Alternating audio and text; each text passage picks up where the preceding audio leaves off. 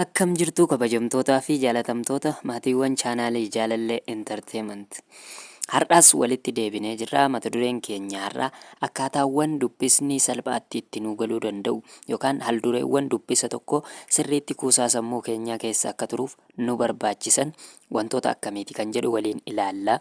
Namoonni chaanaalii kanaaf haaraa taatan sabiskiraayib gochuun maatii keenyatti akka dabalamtan abdii qabna. Namoonni immoo maatii keenya taatanii jirtan laayikii gochuudhaan daawwachuu eegalaa isiniin jecha. Mata dureen keenya har'aa waa'ee dubbisaati. Dubbisa tokko sirriitti dubbiftee kuusaa sammuu keetii loongi memoorii keessatti seef godhattee yeroo si barbaachisutti iddoo si barbaachisutti baastee fayyadamuudhaaf wanti guddaan ati gochuu qabdu yookiin ati beekuu qabdu. Inni jalqabaadha. Wantoota dubbisni sun akka sirriitti siif yaadatamuu fi akka sirriitti siif galuuf si gargaaranii qorattoonni seenaa haldureewwan dubbisa tokko sirriitti itti namaa galuu danda'u 5 lafa kaa'anii jiru. 5 keessaa inni jalqaba kan yeroo baay'ee ni dhageessan jedhee yaadu inni kun isiniif haaraa miti. Sagantaan dubbisuu jechuudha. Namni barataan tokko sagantaadhaan qorumsa isaatiif yoo kurfaa'aa deeme yookaan qophaa'aa deeme sirriitti gosa barnootaa hunda sagantaan yeroo qooduudhaan baay'een keenya yookaan barattoonni keenya harki caalu lakkoofsaan sagantaa kan kaa'atan malee yeroodhaan hin daangeessanii. Gosa barnootaa baay'ee si dhibu irratti yeroo dheeraa kaawwadhu. Akkasuma immoo gosa barnootaa salphatti siif galuuf yeroo gabaabaa kaa'iitii sirriitti iddoolee na barbaachisa jettee yaaddu dubbisaa adeemuudhaan gosa barnootaa yoo sagantaan alatti kan dubbistu taate saabjektiiwwan baay'ee jaallattu sirriitti gadi fageenyaan dubbistee saabjektiiwwan ammoo sitti ulfaatan kan otoo hin dubbifamin hafu sitti ulfaachuu danda'a jechuu. Kanaaf sagantaan dubbisuun mata duree jalqabaa baay'ee barbaachisaa ta'e kan warra qorattoota waa'ee dubbisaatiin kaa'ame. Inni lammaffaa immoo naannoo yookaan rijiniin itti dubbiftu sani piis setilmantii yookaan piis pileesii ta'uu qaba jechuudha. Iddoo tasgabbii qabu istaabiliitiin isii atiraaktis godhu dubbisuudhaaf wanti dubbiftu sunii wajjin akka imeejiin wanti sun si keessatti mul'atu wanti si jeequ argamuu akka hin dandeenye. Fakkeenyaaf yoo mana keessatti dubbista ta'e mana san keessatti tarii namni dubbisu jiraachuu ni danda'a. Yoommoo namni hin dubbisne kan hojii biraa hojjetu jiraate si jeequu danda'a. Hojii sagalee sitti baasuu danda'a. Akkasuma wantoota garaagaraa sitti dubbachuudhaan dubbisa keessan akkasiif hin galle yookaan qalbiin akka hin dubbifne si gochuu danda'a. Kanaaf iddoo filachuu qabdaa. Iddoo filatte kanattis immoo wantoonni si jeeqan akka hin jiraanneef sirriitti irratti murteessuu qabda jechuudha.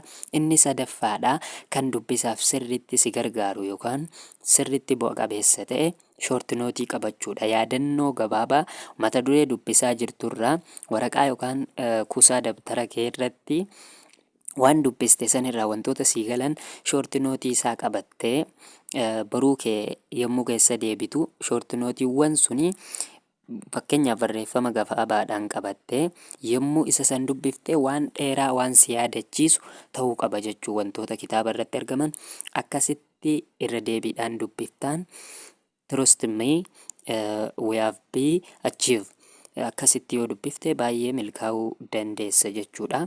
Inni afuraffaa qorattoonni seenaa waa'ee dubbisaa irratti ka'an habit kan jedhamu. Kana jechuun amala yookiin immoo iddoo tokko tokkotti araada kan jedhamu.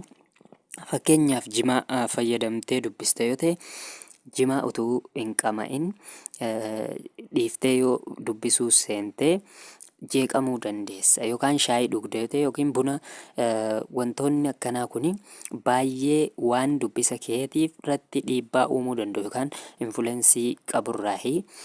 Kanaaf amala fayyadamtu san sirriitti yoo qabaattee amala kee guuttattee kan dubbistu taate dubbisni sun sirriitti akka sii galuuf baay'ee waan barbaachisaadha. Inni dhumaa fi kan shanaffaa taa'ee yaadii jedha. Waan dubbistee xumurte san waa'ee isaa sirriitti yaaduu qabda jechuudha. Inni kun immoo wanta adda isa godhu haldureewwan as olitti keenye kana hunda hojiitti kan hiiku yookaan tagbaaritti kan jijjiiru isa kana jechuudha. Mee waa'ee kanaa gadi fageenyaan haa ilaallu. thinking room jedhan faranjoonni waa'ee kanaa yommuu dubbatan kutaa yaadaa jedhanii yeroo kennanii fi sirritti kan irratti focus godhan jechuudha. Ta'anii yaaduun yookaan waan tokko itti yaaduun yaada haaraa qabaachuun keessuni yommuu waa'ee sanii yaaddu waan haaraa fiduu eegalta.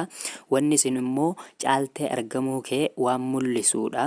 Akkasuma immoo kutaalee yookaan iddoo teessee itti yaaddu hundumaa keessaa kutaan ati sammuu kee keessatti kireet gootee waa'ee sanii ittiin yaaddu kitaaba daree ati dubbistu caalaa iddoowwan ati jirtu san caalaa waan bal'atu jedha sammuu kee keessatti.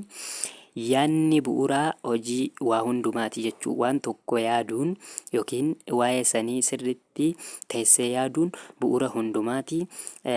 Sadarkaa yaadaatti namoota sadiitu jira akka qorattoonni seenaa jedhanitti. Ta'anii yaaduun kun iddoo sadiitti qoodama jechuudha.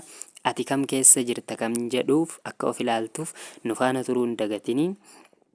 Namoonni ta'anii yaadan tokkoffaan namoota waa'ee namoota dhuunfaa qofa yaadan irratti waa'ee namoota dhuunfaa qofa yaaduudhaan yookaan waa'ee dhaabbata dhuunfaa tokko yaaduudhaan yeroo isaanii kan gubanii. Namoonni kun akka qorattoonni jedhanitti namoota yaada baay'ee gadi aanaa qaban jedhamanii kan beekamanidha.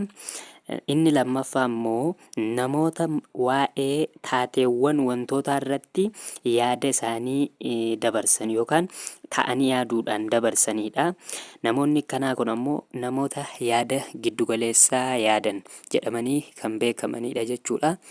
Inni sadaffaa fi kan dhumaa namoota muraasa yeroo isaanii waa'ee namootaatis akkasuma waa'ee taateewwan irratti osoo hin gubin namoota yaada guddaa yookaan dhimma irratti xiyyeeffatan dhimma barnootaa san gadi fageenyaan yaadanidha. Namoonni kun immoo yaada ol aanaa qabu jedhamanii beekaman jechuudha. Sadarkaa yaadaa sadeen kanaatu jira. Guddisaniitii fi xiqqeessanii yaaduun jedha waa'ee irratti dubbistee tokko irratti qorataan tokko akka ibsetti wanni kun baay'ee yaaduu fi xiqqeessitee gabaabsitee yaaduun kennaa rabbii otoo hin taane lameen isaatu sumaatu filata yookaan siitu murteeffata. Atiitu gabaabsee yaada atumaatu bal'isees yaaduu danda'a malee wanti haaraan yaaduu irratti waan jiru miti jedha. Nama yaada isaatiin madaali malee waan inni nyaatuun hin madaalin jedhanii qorattoonni waa'ee kanaa yommuu lafa kaa'anii nama barnoota inni barate yookaan kitaaba baay'ee inni dubbiseen gonkumaa madaalinii nama immoo bu'aa inni barnoota saniin fide yookaan dubbisa saniin fideen madaali kan jedhanidha.